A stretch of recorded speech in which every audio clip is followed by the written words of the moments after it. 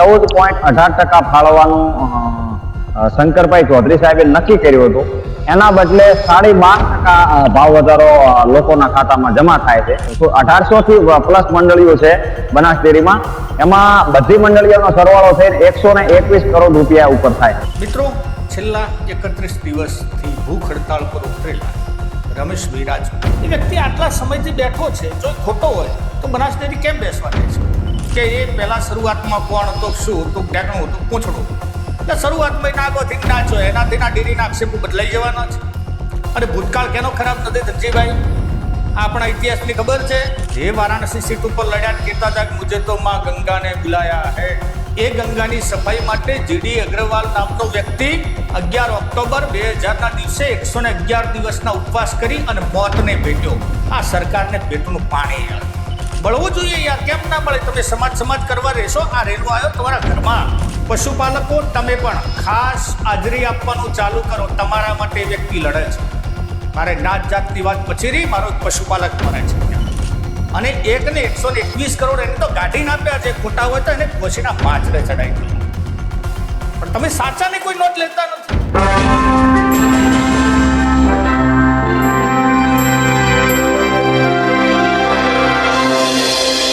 મિત્રો, છેલ્લા 31 દિવસથી બનાસકાંઠા જિલ્લાનો એક યુવાન બનાસ ડેરી જેવી માતબર સંસ્થા સામે ગાંધી ચિંધ્યા માર્ગે ઉપવાસ ઉપર બેઠો છે. નામ છે રમેશ રાજપૂત. આજના વિડીયોમાં આપણે જોઈશું કોણ છે રમેશ રાજપૂત, શું છે એની માંગો અને હકીકતો શું છે. બીજું કે એને જ્યારે હમણાં સોશિયલ મીડિયા ઉપર એક બીજા પણ વિડીયો વાયરલ થયો છે અને એમાં પણ ધનજીભાઈ ગોહિલ એમની પણ ચર્ચા કરશું ને શું છે આખી કોન્ટ્રાવર્સી સમજવાનો પ્રયત્ન કરશું. નમસ્કાર, હું છું રમેશ ચૌધરી ને આપ નિહાળી રહ્યા છો ષડયંત્ર. મિત્રો, છેલ્લા 31 દિવસથી ભૂખ હડતાળ પર ઉતરેલા રમેશભાઈ રાજપૂત વાવના અસારા ગામના છે અને ભૂખ હડતાલ ઉપર એટલે કે છેલ્લા 31 દિવસથી એ વ્યક્તિ અન્નનો ત્યાગ કરી અને ઉપવાસ ઉપર બેઠા છે. એમની માંગણીઓ ઘણી બધી છે.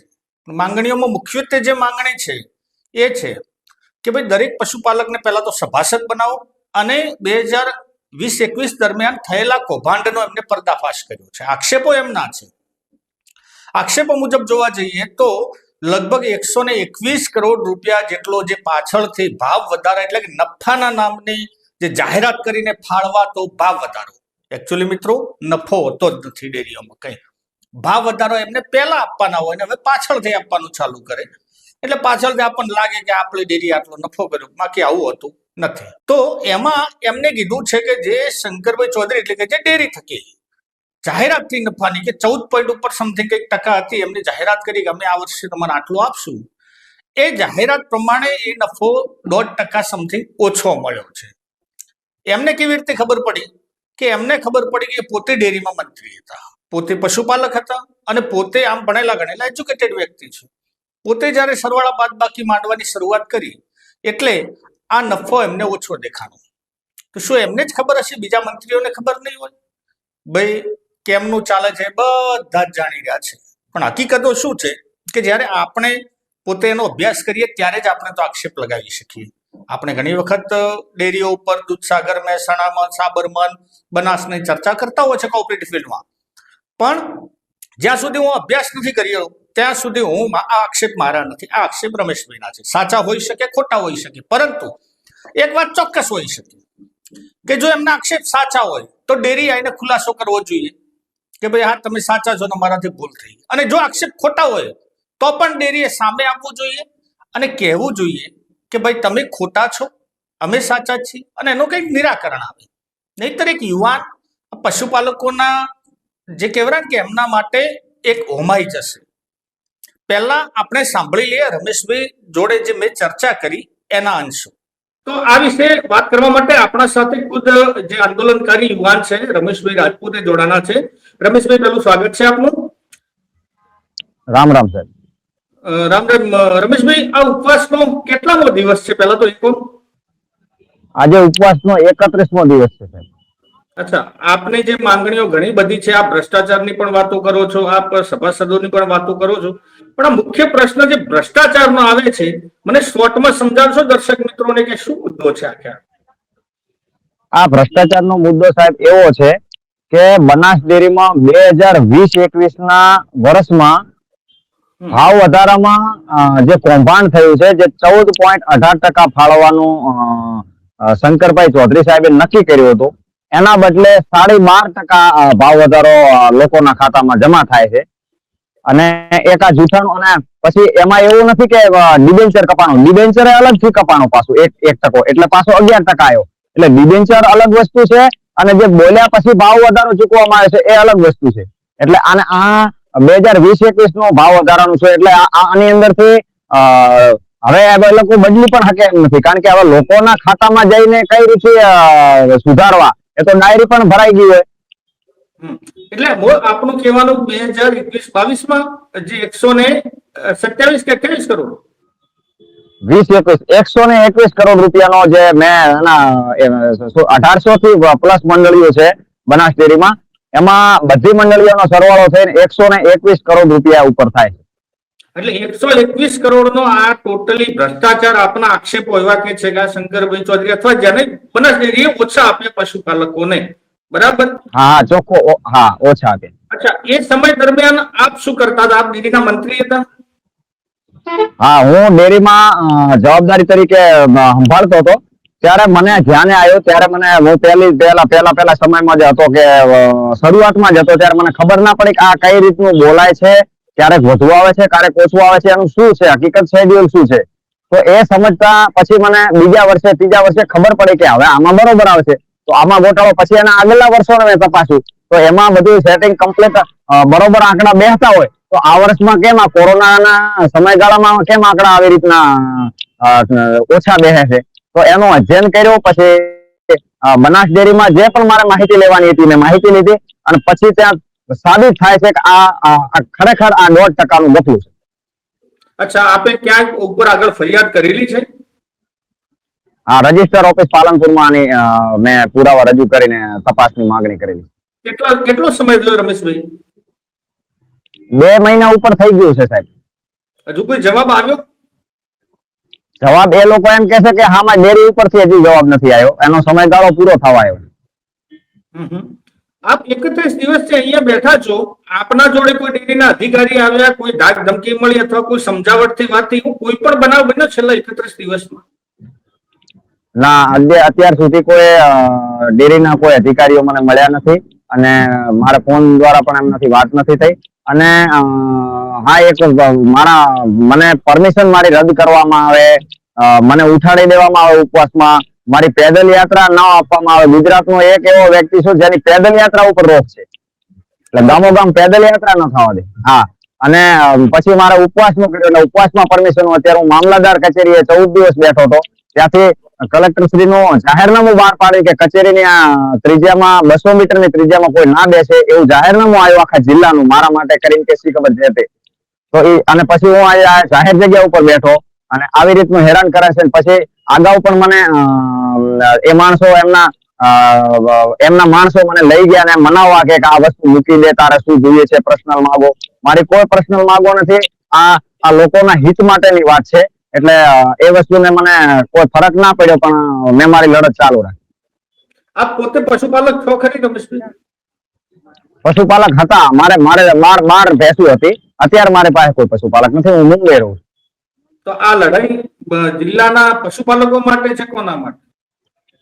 આ લડાઈ જિલ્લાના પશુપાલકો માટે છે, પણ પશુપાલક ખુદ ના લડી શકે. હા, હું કહું છું કે પશુપાલક નથી, પણ પશુપાલક તો 4 વાગે ઉઠીને બેહું દોવે, સોનું ફાકરે, એને આટલો ટાઈમ ક્યાં મળે બિચારાઓને? એટલે એમના માટે કરીને કોઈ લડાઈ લડશે તો જ થશે ને. અને એ લોકો જે પશુપાલક છે એ લડાઈ લડવા જાય તો એનું દૂધ બંધ થઈ જાય, એને ઘણા પ્રશ્નો ઉભા થાય. એ તો છતાંય જો લડાઈ લડે તો એને પશુપાલક નથી રહેવાનું. હા, ક્યાંક ને ક્યાંક કોઈ ડેરીના કે કોઈ ધમકીઓ આવે કે કોઈ દૂધ બંધ કરી જાય, પશુપાલક તો ક્યાં જાય બિચારો? પશુપાલક ક્યારે આ લડાઈ લડી જ ના શકે, કારણ કે એને 25-50 લીટર દૂધ હોય. એને એટલો બધો આપ જાણતા હશો કે બનાસકાંઠામાં કે બનાસની જનતા ઉપર એટલો તાનાશાહનો અને એટલો ગુલામીનો કાળ છે કે બોલવા ઉપર પણ અત્યારે ગુલામી છે અમારે. અચ્છા, આપ પોતે પણ મૂળ ભાજપના સંલગ્ન છો, આપના પિતાજી પણ ડેરી તો ચલાવે જ છે. આક્ષેપો આપના ઉપર પણ 1-2 વિડીયો મેં કાલે જોયા હતા, એ શોર્ટમાં કોઈ સમજાઈ શકશો મને? હા, મારા પિતાજી અત્યારે દૂધ ડેરી ચલાવે છે. આગળ હું પણ ચલાવતો હતો, અને જે મારી ઉપર આક્ષેપો મૂકવામાં આવ્યા છે એ તથ્ય વગરના આક્ષેપો છે, જેના કોઈ પુરાવા કે જેની કોઈ વાત પણ ચર્ચા પણ નથી અહીંયા સમાજમાં કે કોઈ વસ્તુને. અને એ વ્યક્તિઓ જે આગેવાને જે ચર્ચા કરી છે એમની પાસે કોઈ પુરાવો નથી, અને માંડની પોતે ચર્ચા પણ ના કરે, અને કોઈ સામાજિક આગેવાન નથી, એ પોતાને કોઈ સિરિયસ પણ નથી લેતો આ બાબત. આપ પશુપાલકોના વતી આપ લડવા બેઠા છો, ક્યાં એ પશુપાલકોનો સહકાર કેવો મળે છે રમેશભાઈ? પશુપાલકોનો સહકાર બધાનો મળે છે. જે પશુ આગેવાનોનો સહકાર નથી મળતો, પણ પશુપાલકો જે છે ખરા અર્થના એ લોકોનો બહુ સહકાર મળી રહ્યો છે. અને 24 તારીખે મેં અહીંયા સમર્થનમાં પણ બોલાયા છે, એટલે પશુપાલકો મોટી સંખ્યામાં આવશે, અને આવનારા સમયમાં આ આંદોલન ઉગ્ર બનશે, એનો નજારો પણ જોવા મળશે. અચ્છા, એટલે આવતીકાલે જ આપણે એક મોટું આયોજન કર્યું છે ત્યાં? હા, એટલે અહીંયા સમર્થનમાં બોલાવ્યા છે. હા, હજુ સુધી બીજા કોઈ નેતા હોય, ચલો ડેરીના કોઈ કર્મચારીઓ નોંધ ના લીધી, કોઈ નેતા કે એવા કોઈ સમજાવટમાં આપણા જોડે આવ્યા છે? સમજાવટમાં હજુ સુધી આવ્યા નથી, પણ આ એક વ્યક્તિત્વ જેવડું મોટું છે કે એક તાનાશાહ જેવું અહીંયા ઉભું કરવામાં વાતાવરણ આવ્યું છે, કે નાના નાના નેતાઓ તો બિચારા આ બધું વાતાવરણ જેવું છે કે કઈ રીતે આવી શકે, આવું હશે, કદાચ નહીં આવવું હોય એ વસ્તુ અલગ છે, પણ જેને આવું છે એ લોકોને ડરનો માહોલ છે. એવું વાતાવરણ છે, પણ હું ડરવાનો બિલકુલ નથી. આ લડાઈ મજબૂતાઈથી લડશો, અને કૌભાંડીઓને અને જે આવા મળતિયાઓને હું હકારી કાઢીશ બનાસકાંઠા. હજુ શરીરમાં આજ 31 દિવસ થઈ ગયા, કેટલા કિલો વજન ઉતાર્યો છે રમેશભાઈ? 4.5 કિલો વજન ઉતર્યું છે. કેટલા હદ સુધી આપણે લડવાની જીજીવિષા ખરી? મારી તો છેક સુધી તૈયારી છે, અને જો બનાસકાંઠાની તમામ જનતા જો ગુલામીમાં મરી જશે અને આવી રીતનું ભોગવશે, એના કરતા કદાચ હું મળી જઈશ તો શું વાંધો છે? બનાસકાંઠા તો બચી જશે, બધા મળશે, એના કરતા કંઈક ને કંઈક લોકોને ફાયદો કરાવતો જો એવું તો થશે ને. એટલે મારી છેલ્લા સુધી તૈયારી છે, જે થવું હોય થાય, એની મને કોઈ ચિંતા નથી. હું કોઈ બાબતથી, કોઈ સરકારથી, કોઈ તંત્રથી કે કોઈ પણ વસ્તુથી ખોટી રીતે ડરતો નથી. અને સાહેબ, બીજી એક વાત કે બનાસ ડેરીમાં જે નોકરી ઉપર લેવામાં આવે છે એ હિન્દી ભાષીને કે બીજા સાહેબના મળતિયાઓને કે આ કઈ રીતનું આખું આયોજન કર્યું છે એ વિશે પણ આપ ચર્ચા કરતા હશો, કે જે આપણે જોયું હશે કે હિન્દી ભાષી જે પશુપાલકના જે દૂધ ભરાવે છે એના જ દીકરા હોવા જોઈએ ને બનાસ ડેરીમાં, એ જ લોકો. તો હિન્દી ભાષીઓને કેમ રાખવામાં આવે છે, કે પછી કોઈ ગડબડ ગોટાળો કરવામાં રાખવામાં આવે છે જેથી કોઈ ખબર ના પડે કે શું એનો પણ એક મોટો પ્રશ્ન છે, અને ખુલ્લા મંચ ઉપર ચર્ચા કરવી જોઈએ. ના, ચોક્કસ કરવી જોઈએ, ચોક્કસ કરવી જોઈએ. હવે વાત રહી મિત્રો, સાચું કોણ ખોટું કોણ. મેં પહેલા પણ કીધું કે જ્યારે મારે કહેવાનું થાય આક્ષેપોનું, ત્યારે અમારા ઉપર તો બધા વાટ જોઈને બેઠા છે. એટલે જ્યાં સુધી સત્યતાની પરખ મારા જોડે ના આવે, હું આંકડાઓ ના જોઉં, ત્યાં સુધી હું કંઈ કહી શકું એમ નથી. પરંતુ એ વ્યક્તિ આટલા સમયથી બેઠો છે, જો એ ખોટો હોય તો બનાસ ડેરી કેમ બેસવા દે છે? આ વિચારવા જેવો પ્રશ્ન છે મિત્રો. જો બનાસ ડેરી ખોટી હોય તો આટલા બધા એમને જે બહારના લઈને ભર્યા જ છે, એમને હાવ નવરા બેઠા, એને કોઈ કટ્યા ગમ નથી, લાખો રૂપિયાના પગાર લે છે. બનાસ ડેરી તરફથી કોઈક વ્યક્તિ આવવું જોઈએ, એક વ્યક્તિ અધિકારી આવવો જોઈએ, અને એમાં જાહેરમાં કહેવું જોઈએ કે ભાઈ તમે ખોટા છો. શું આ શક્ય છે? શક્ય છે મિત્રો, જો કરવું હોય તો. પરંતુ હજુ સુધી બનાસ ડેરી મગનું નામ ભરી પાડતી નથી. વાત ક્યાંક એટલી હદે વણસી જશે કે પછી પરિસ્થિતિ કાબુ બહાર જતી રહેશે. રાજકારણની રીતે કરતા હોય તમારી ઈચ્છા, પરંતુ જો ખોટો હોય તો યાર એને હું તો કોઈ એને દંડ કરો. ખોટો હોય તો તમે કેસ કરો. કેમ કઈ મગનું નામ ભરી પાડતા નથી? બનાસ ડેરીના વહીવટી મંડળ પણ કેમ બોલતું નથી ત્યાં? શું મોઢામાં બધાને મગ ભર્યા છે? કે તમારી કોઈ એવી ખોટી પોલિસી છે કે તમે ઉઘાડા થઈ જશો? ઉઘાડા તો થઈ ગયેલા છો જ ઘણી બધી બાબતોમાં આપણે આ ખોટા કર્યા જ છે, અને હકીકતો મૂકી જ છે આ પ્રજા સામે, કારણ કે આ બધા ડફોળ બનાવવાના ધંધા કરે છે. પણ જો આ સત્ય હોય તો એમને બહાર આવે, ખુલાસા કરે. કારણ કે ખુલાસા તો કરો યાર, તમારા પાપે કોક ઉમાઈ જશે. બીજી વાત, એમના 2-3 દિવસ પહેલા મેં એક બીજો પણ વિડીયો જોયો હતો ધનજીભાઈ ગોહિલનો. જો કે આમ સુખ શાંતિ પાણી ચાલતું હતું ને ધનજીભાઈને પણ એટલો ઉભરખો ચડી ગયો છે કે આપણે પણ વાલા થઈ ગયા ને. ધનજીભાઈના આક્ષેપો ધનજીભાઈ ના કરે, આપણે એમાં સાચા ખોટું કહેતા નથી, પણ એમના એક આક્ષેપ હતો કે ભાઈ આ વ્યક્તિ ડેરીમાં કરીને નાહી ગયો છે ને એના બાપાનું નથી માનતો, ગામમાં એને કોઈ ગણતું નથી. બની શકે નહીં પણ ગણતું હોય, એને પાછું મંડળીમાં આવવું છે એટલા માટે હવાતિયા મારે છે. ભાઈ મંડળીમાં એના બાપો એડાડે મંત્રી હતા, વચમાં આ થયો ને આજે એના બાપા જોડે છે મંડળી.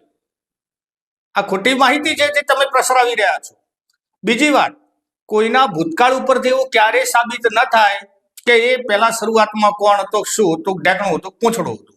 એટલે શરૂઆતમાં નાગોથી નાચો એનાથી ના ડેરીના આક્ષેપો બદલાઈ જવાના છે. અને ભૂતકાળ કેનો ખરાબ નથી ધનજીભાઈ? આપણા ઇતિહાસની ખબર છે. આ અમારે અમુક આંતરિક બાબતોમાં પડવાનો શોખ નથી હોતો, પણ અમુકને વહાલા થવાનો હોય. જે આ જિલ્લામાં બધાને કહું છું કે જેને વહાલા થવાનો શોખ હોય ને, ઉભરખો, એ જાહેરમાં કોઈ પણ યુવાન, કોઈ પણ જ્ઞાતિનો હોય, એના અમે કાદવ કીચડ ઉછાળી અને આપણે વહાલા થઈ જવું નહીં કરવાનું. ને કે ઇતિહાસો આપણે ચાલુ થશે, પછી હિસ્ટરીઓ આપણા કને છે. એટલે અમારે આ બધા પડવું નથી. તમારો વિષય તમારા પૂરતો રાખો. પણ હું તો બનાસ ડેરીને કાયદેસર આમાં ખુલાસા કરવા પડે. શું આ સરકાર ખુલાસા કરવાના મૂડમાં ખરી? મિત્રો, આવું નથી થતું.